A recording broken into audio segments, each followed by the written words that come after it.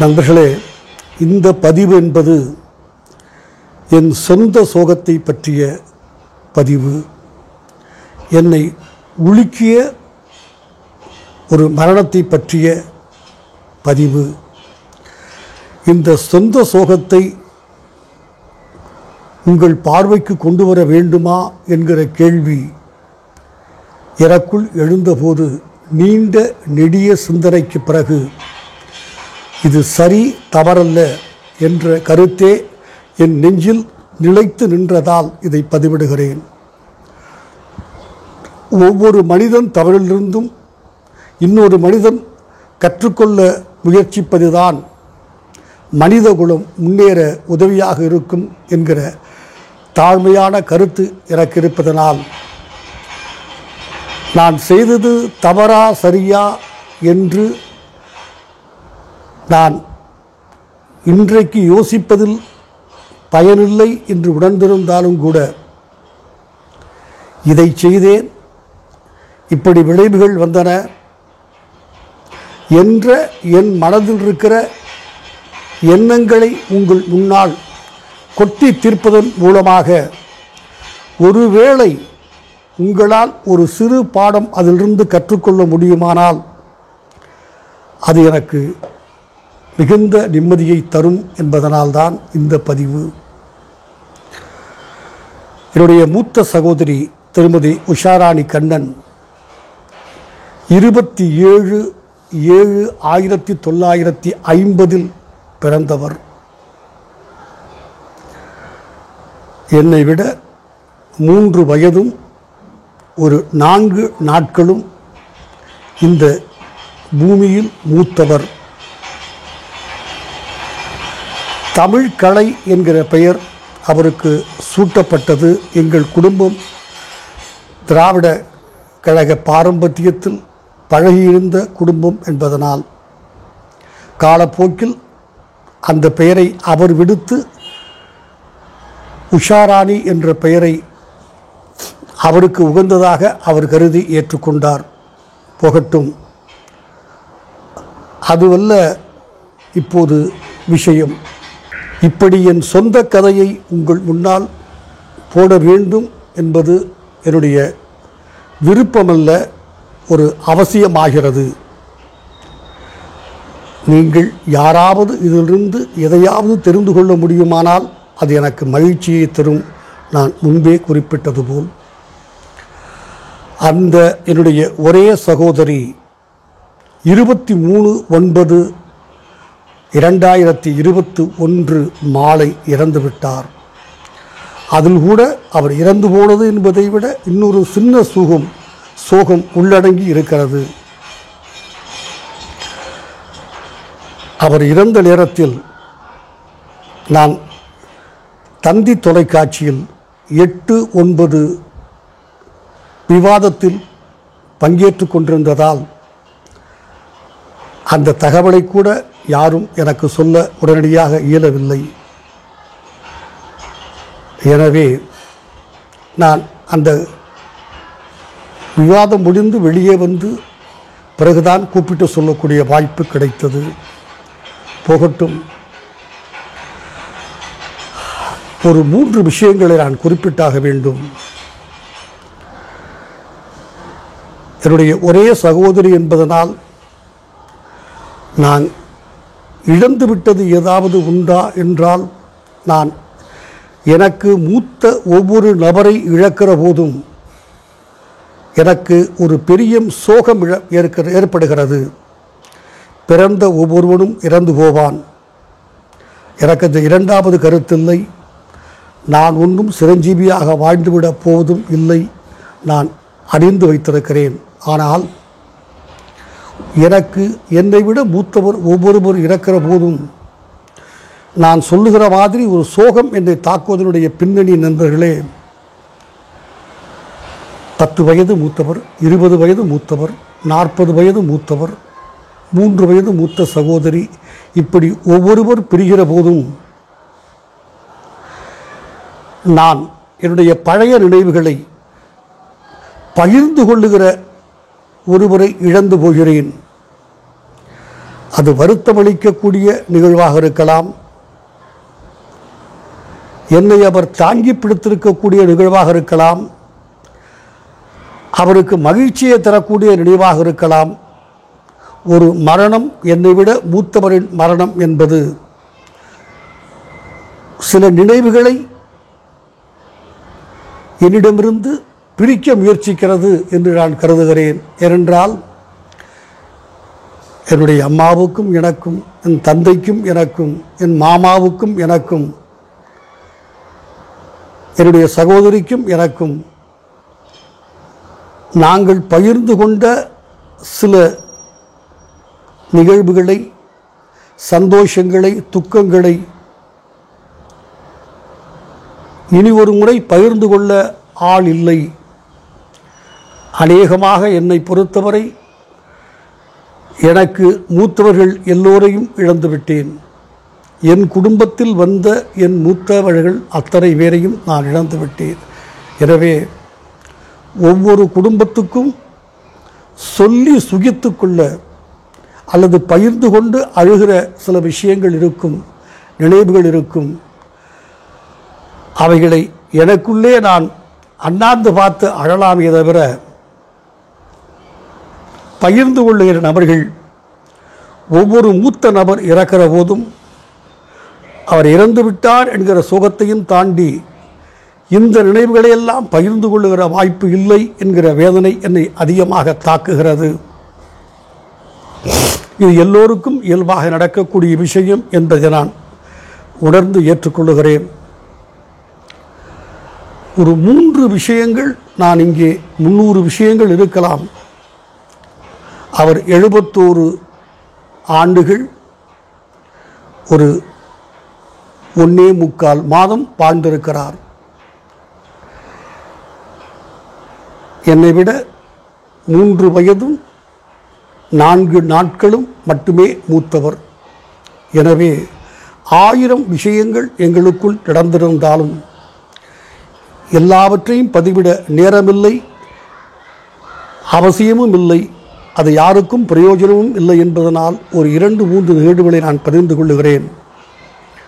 சின்னஞ்சிறு வயதில் வறுமையின் காரணமாக ஒரே ஒரு வாழைப்பழத்தை அவருக்கும் எனக்கும் வாங்கி கொடுத்திருக்கிறார்கள்.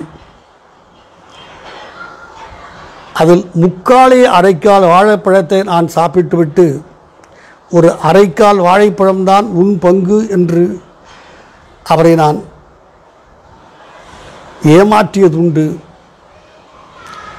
அரை வாழைப்பழம் தனக்கு தன் பங்கு என்று என் சகோதரி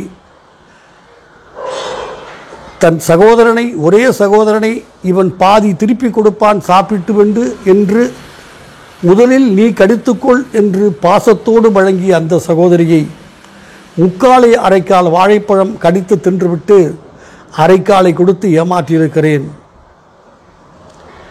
தவறா? சிறுபிள்ளையின் அறியாமையா? வாழைப்பழத்தின் மீது இருந்த அதீத ஆர்வமா? இதை இன்றைக்கு சிந்தித்து பார்த்து, சீர்தூக்கி பார்த்து முடிவுக்கு வர வேண்டிய அவசியம் இல்லை. ஆனால் அந்த மூத்த சகோதரி அரைக்கால் வாழைப்பழத்தை கூட உனக்கு பிடித்திருந்தால் இதையும் நீ சாப்பிட்டு விடு என்று கொடுத்திருக்கிறார். நான் மிகுந்த பெருந்தன்மையோடு இல்லை, வேண்டாம், அது உன் பங்கு, உனக்கு ஒன்றுமே கொடுக்காமல் ஏமாற்றிவிட்டேன் என்ற கெட்ட பெயர் எனக்கு வந்துவிடக்கூடாது என்று 7 வயதிலேயே என்னுடைய புத்திசாலித்தனத்தை காண்பித்திருக்கிறேன் தவிர அவருடைய பாசத்தை என்னால் பிரதிபலிக்க முடியவில்லை என்பது என்னுடைய துரதிர்ஷ்டம். போகட்டும். இன்னும் 2 விஷயங்களை நான் குறிப்பிட்டாக வேண்டும். நான் சட்டக்கல்லூரியில் படித்து கொண்டிருந்த போது அதற்கு முன்னாலேயே தீவிரமான அரசியலில் இருந்ததால், அரசியல் என்பதும் நண்பர்களே சாராயத்தைப் போல, பெண்ணைப் போல, குதிரை ரேசையைப் போல, சீட்டாட்டத்தைப் போல, உணவில் பிரியம் இருப்பதைப் போல ஒரு அடிக்ஷன். அப்படி நான் ஒரு பொலிட்டிக்கல் அடிக்டாக இருந்தபோது நண்பர்களே, நான் சட்டக்கல்லூரியில் சேர்ந்து 2ஆம் ஆண்டு படித்து கொண்டிருக்கிற போது எமர்ஜென்சி காலத்தில் மிசா சிறையில் அடைக்கப்பட்ட போது தன் தம்பி ஒரு வக்கீலாக வருவான்,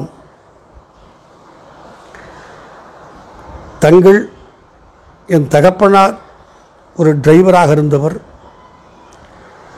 உடல்நலம் குன்றி இருந்தவர், என் தாயாருக்கு எந்த வேலையும் இல்லை. அவர்கள் அப்படிப்பட்ட ஒரு குடும்பத்தில் ஒரு கிராம பெண்மணியில் ஒரு வக்கீல் வருவான் என்று எதிர்பார்த்திருந்த என் சகோதரி, என் எதிர்காலம் மட்டுமல்ல, நான்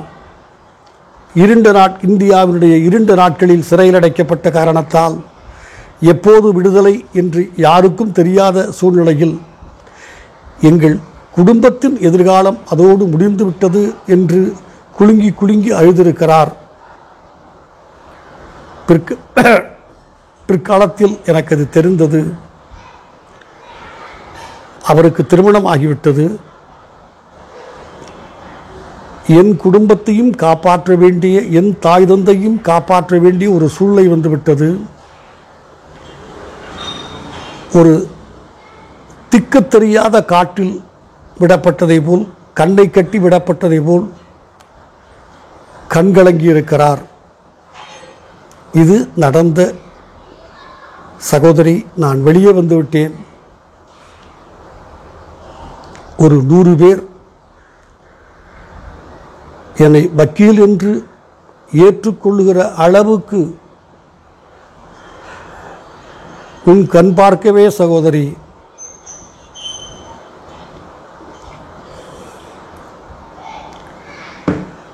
இயற்கை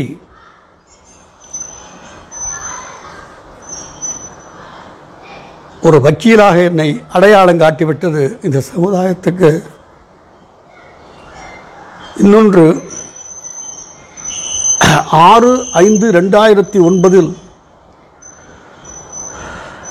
ஒரு மிகப்பெரிய சாலை விபத்தில் பாதிக்கப்பட்டு என்னுடைய தாய், என்னுடைய மாமியார், மனைவியின் தாயார் 2 பேரும் இறந்து போய், என் மனைவி கழுத்து ஒடிந்து போய், நான் இன்றைக்கோ நாளைக்கோ என்ற நிலையில் இங்கு கொண்டு வரப்பட்டு நண்பர்களின் உதவியால், சில பெரிய மனிதர்கள் அன்பும் ஆதரவும் துணையும் எனக்கு இருந்த காரணத்தால் நான் காப்பாற்றப்பட்டேன். ஆனாலும் கூட அன்றைக்கு நான் மிகுந்த வசதியோடு இருந்தேன். ஆனால் என் பணம் யாரிடம் அல்லது எந்த பேங்கில் எவ்வளவு இருக்கிறது என்று யாருக்கும் தெரியாது. ஒரு சூழ்நிலையில் அப்பல்லோ ஆஸ்பத்திரியில் இதை சொல்லித்தான் ஆக வேண்டும். இனி அடுத்த தவணையை 3 லட்சம் ரூபாய் கட்டவில்லை என்றால் நான் கோமாவில் இருக்கிறேன். இது இந்த மருத்துவமனை மீது என்னுடைய வருத்தமோ கோபமோ அல்ல. என் சகோதரிக்கு நான் செலுத்துகிற அஞ்சலி. அதில் சில உண்மைகள் வெளியே வருமானால் அதை நான் தவிர்க்க முடியாது. நாங்களே எங்கள் வேனில் ஏற்றுக்கொண்டு போய் சென்னை அரசாங்க மருத்துவமனையிலே விட்டுவிட்டு வந்து விடுவோம் என்று சொல்லுகிற போது கதறி அழுதது என் குடும்பம் என்பது பிற்காலத்தில் எனக்கு தெரியும்.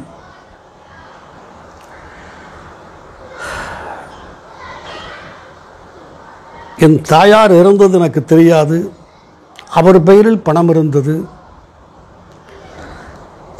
நான் நினைவு வந்த 1-2 சூழ்நிலைகளில் அந்த பணத்தை அம்மாவை கையெழுத்து போட்டு எடுத்துக்கொள்ள நீங்கள் ஆஸ்பத்திரிக்கு பணம் கட்டுங்கள் என்று சொன்னேன். ஆனால் தாயார் இறந்து போனது மறைக்கப்பட்டு விட்டது. அந்த சூழ்நிலையில் தாயாருடைய மரணம், அது பற்றிய துக்கம், அவர் 3 நாட்களுக்கு அவருக்கு அப்பல்லோ ஆஸ்பத்திரியில் கட்டிய பணம், என்னுடைய மனைவி கழுத்தொடிந்து போய் அப்பல்லோ ஆஸ்பத்திரியில் இருக்கிறார், அவருக்கு கட்ட வேண்டிய பணம், எனக்கு நான் 6 வாரத்துக்கு மேல் அநேகமாக பிழைக்க மாட்டேன், பிழைத்தாலும் எழமாட்டேன், எழுந்தாலும் நடக்க மாட்டேன், நடந்தாலும் யாருக்கும் எந்த பிரயோஜனமாக இருக்க மாட்டேன், எனக்கு நானே சுமையாகி விடுவேன் என்கிற சூழ்நிலையில் நீ பட்ட வேதனைகளெல்லாம் எனக்கு தெரியும் சகோதரி. நீ சொல்லவில்லை என்று சொன்னாலும் கூட அன்றைக்கு நான் கோடீஸ்வரன், சொத்துக்கள் நான் சம்பாதித்து விட்டேன். ஆனால் எந்த சொத்தையும் என் கையெழுத்தில்லாமல் இருக்க முடியாது. எந்த பேங்கிலிருந்தும் பணம் எடுக்க முடியாது. பேங்கில் நிரம்ப பணம் இருந்தது சகோதரி, உனக்கு தெரியாது. சில நண்பர்கள், ஒரு சொந்தக்காரர், அவர்கள் பணம் கொடுத்த காரணத்தால் தான் உன்னை நம்பித்தான் கொடுத்தார்கள் சகோதரி. இன்றோ நாளையோ இன்றிருந்த என்னை நம்பி அல்ல. நீ எப்படியெல்லாம் என்னை காப்பாற்ற துடித்து போயிருப்பாய் என்று எனக்கு தெரியும். உன் 2 பிள்ளைகளும் அன்றைக்கு சென்னையில் தமிழ்நாட்டில் முகம் தெரிந்த மருத்துவர்கள். அவர்கள் வருமானத்தை வேலையெல்லாம் விட்டுவிட்டு ஆஸ்பத்திரியில் உட்கார சொல்லியிருந்தாய். அந்த வலியும் வேதனையும்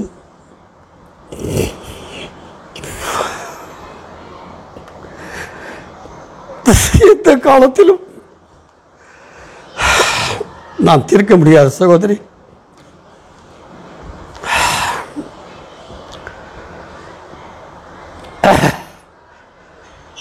பல நேரங்களில் நன்றியை திருப்பி காட்ட முடியாமல் எனக்கு போயிருக்கிறது சகோதரி. நான் பல பேருக்கு கடன்பட்டவன் அல்ல. யாருக்கும் கடன்பட்டுவிடக்கூடாது என்பதெல்லாம் மிகுந்த கவனத்தோடும் எச்சரிக்கையோடும் இருக்கிறவன். ஆனாலும் கூட இது ஒரு சகோதரிக்கு பட்ட கடன் என்பதனால் அதை நான் தாங்கிக் கொள்ளுகிறேன். திருப்ப முடியாத கடன்.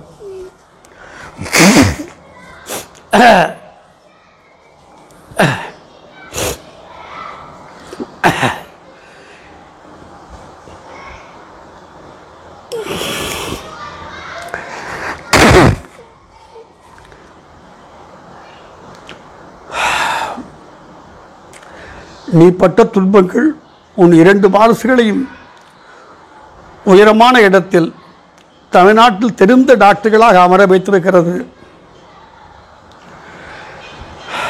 நீ யாருக்கோ செய்தது உன் பிள்ளைகளுக்கு திரும்ப வந்துவிட்டது சகோதரி. நான் காரணமல்ல, நீ செய்த புண்ணியம். இன்னும் ஒரு விஷயம் சொல்லி நான் இதை முடிக்க வேண்டும். ஒரு 40 ஆண்டுகளாக, ஒரு 1981 நான் பல பேருக்கு தீபாவளிக்கு ஆடைகள் எடுத்துக் கொடுக்கிறேன். அதில் பல பேர் இறந்து போய்விட்டார்கள். 81 நான் யாருக்கெல்லாம் தீபாவளிக்கு ஆடை எடுத்து கொடுத்தேனோ இன்றைக்கு இருப்பவர்கள் மிக குறைவு. அநேகமாக என்னுடைய மனைவியை தவிர, என்னுடைய அத்தான், உன்னுடைய கணவர் சகோதரி, அவர்களைத் தவிர வேறு யாரும் இன்றைக்கு இல்லை. சரியாகவோ தவறாகவோ சில பிடிவாதங்கள் எனக்குள் வந்துவிட்டன. அவற்றை நான் மாற்றிக்கொள்ள விரும்பியதில்லை. 300 ரூபாய்க்கு மேல் விலை மதிப்புள்ள சட்டையை நான் எனக்கு எப்போதும் எடுத்ததில்லை. இப்போது இன்றைய நிலையில், இன்றைய விலையில் உன்னுடைய மகன், பெரிய மகன் டாக்டர் ராஜ்குமார், அல்லது உன்னுடைய சிறிய மகன் டாக்டர் ரவிக்குமார், அல்லது என்னுடைய மிக நெருங்கிய நண்பர்கள் ஒருவரான பிரபாகரன் IFS, இவர்களிடம் மட்டும்தான் வேறு வழியில்லாமல் நான் ஆடைகளை அவர்கள் கொடுத்ததை ஏற்றுக்கொண்டிருக்கிறேன்.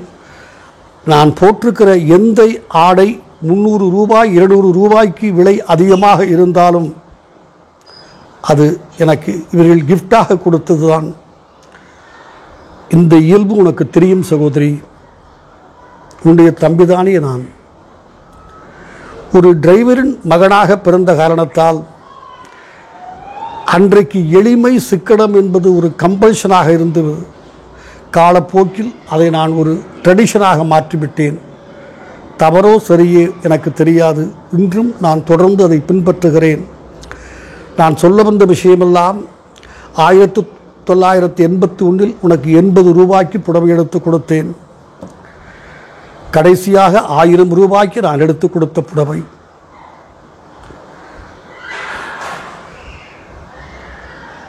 அன்றைக்கு 80 ரூபாயாக இருந்த ஒரு பொருளின் மதிப்பு இன்றைக்கு அது 1000ஆக காலப்போக்கில் மாறிவிட்டது.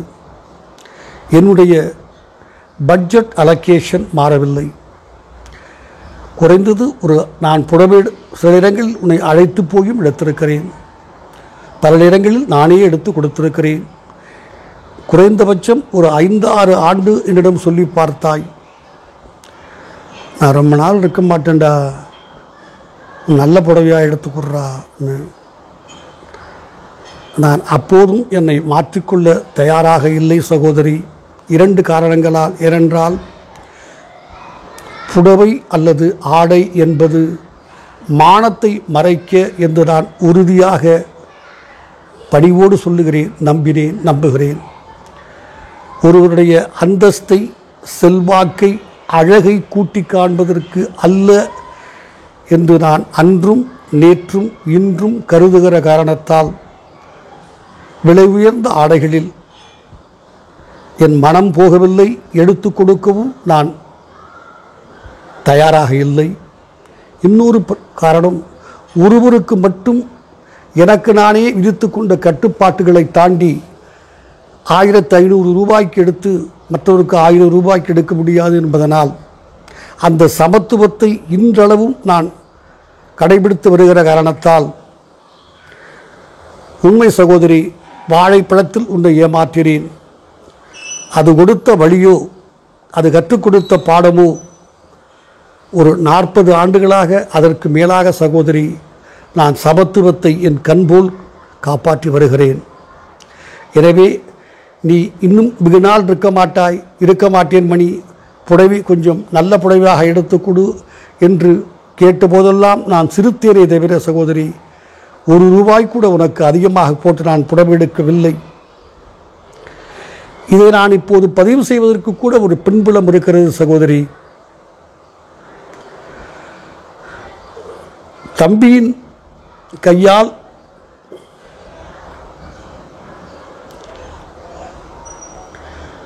அவருடைய இறுதி புடவையை நீ இறந்த பிறகு எடுத்துக் கொடுக்க வேண்டும்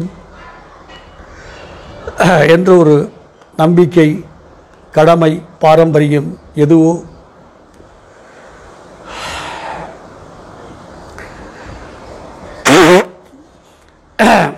இன்னும் தயங்கி சொன்னார்கள்.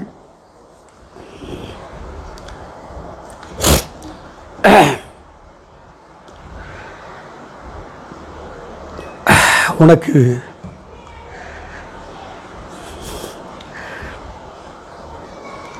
உன் தம்பியினுடைய தைரியம் ஊரறிந்தது. 20 இயந்திர துப்பாக்கிகள் என்னை நெஞ்சை நோக்கி நீட்டப்பட்ட காலத்தில் கூட நான் பயந்தவரில்லை, சிரித்திருக்கிறேன். ஆனால் உனக்கு இறுதி புடவையை போய் எடுக்கக்கூடிய அளவுக்கு எனக்கு தைரியம் இல்லை. திகைத்து தடுமாறி போனேன். நீ உன்னுடைய இறுதி உதவியை எனக்கு செய்துவிட்டாய் சகோதரி. சுமதி என்று ஒரு எங்கள் குடும்ப நண்பர், ஒரு 20 ஆண்டுகளாக எங்கள் வாழ்விலும் தாழ்விலும் கூட இருக்கிற சகோதரி, அவருக்கு நான் உன் மரண செய்தியை சொன்னபோது குலுங்கி அழுதுவிட்டு சொன்னார், முதலாக அவர்களுக்கு நான் ஒரு புடவை கொடுக்க வேண்டும் என்று இவ்வளவு காலத்தில் ஆசைப்பட்டு ஒரு புடவை எடுத்தேன். கொடுக்க வேண்டும் என்று அவர்கள் ஒரு குறிப்பிட்ட இடத்துக்கு வருவார்கள், ஒரு விருந்துக்கு வருவார்கள். 6/9/2021 அன்று வருவார்கள் என்று காத்து கொண்டிருந்தேன். அவர்கள் வர இயலவில்லை. அதை கையில் வைத்திருக்கிறேன் என்று சொல்லி அழுதார். அழுகையினூடே சொன்னார், அந்த புடவை அவருக்கு பிடிக்குமா, அந்த கலரை அவர் ஏற்றுக்கொள்வாரா என்று எடுக்கிற போது அவருக்கு ஃபோன் பண்ணியும் கேட்டேன். அந்த கலர், அந்த புடவை பிடித்திருக்கிறது என்று அவர் சொன்ன பிறகுதான் அந்த புடவையை வாங்கிறேன் என்று சொன்னார். சகோதரி, அநேகமாக தன்னுடைய கடைசி புடவை தம்பி கையால் வாங்கி கொடுக்கப்பட வேண்டிய புடவையை சூஸ் செய்கிற வாய்ப்பு யாருக்கும் இருந்திருக்காது. உனக்கு அது இறுதி புடவை, தம்பி எடுத்து கொடுக்கிற புடவை என்பது தெரியாது. ஆனால் நீ சூஸ் செய்திருக்கிறாய். அந்த புடவையை அந்த சகோதரி எடுத்து வந்த புடவையைத்தான், திருமதி சுமதி எடுத்து வந்த புடவையைத்தான் உனக்கு சாத்திரோம். அந்த பெண் பணம் வாங்கி கொள்ள மாட்டார். இருந்தாலும் நான் அழுத்தி கொடுத்தாக வேண்டும். அது இல்லாவிட்டால் தம்பியின் புடமையாக இருக்காது என்பதனால். எனவே சகோதரி, அந்த புடவை 1000 தாண்டி இருக்குமா எனக்கு தெரியாது. பல நேரங்களில் நீ கொஞ்சம் காஸ்ட்லியாக புடவை கேட்டிருக்கிறாய். நான் சிரித்து மழுப்பியிருக்கிறேன். இந்த புடவை என்ன விலை என்று எனக்கு தெரியாது சகோதரி. ஒருவேளை இனி பலமுறை என்னிடம் கேட்டது இந்த இறுதி புடவையில் நிறைவேறுக்குமானால் அதைவிட உன் சகோதரனுக்கு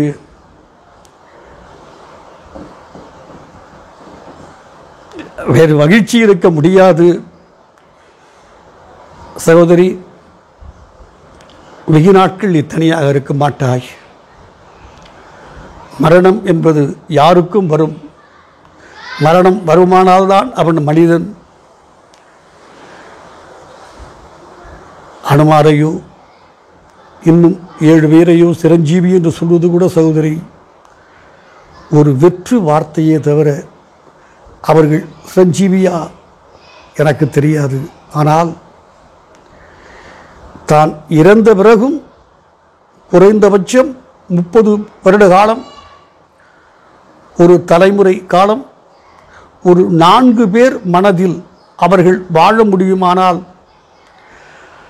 அவர்கள் வாரத்துக்கு ஒரு முறை ஏதோ ஒரு செயலை செய்கிற போது அவர்கள் எனக்கு இதை சொல்லிக் கொடுத்தார்கள்.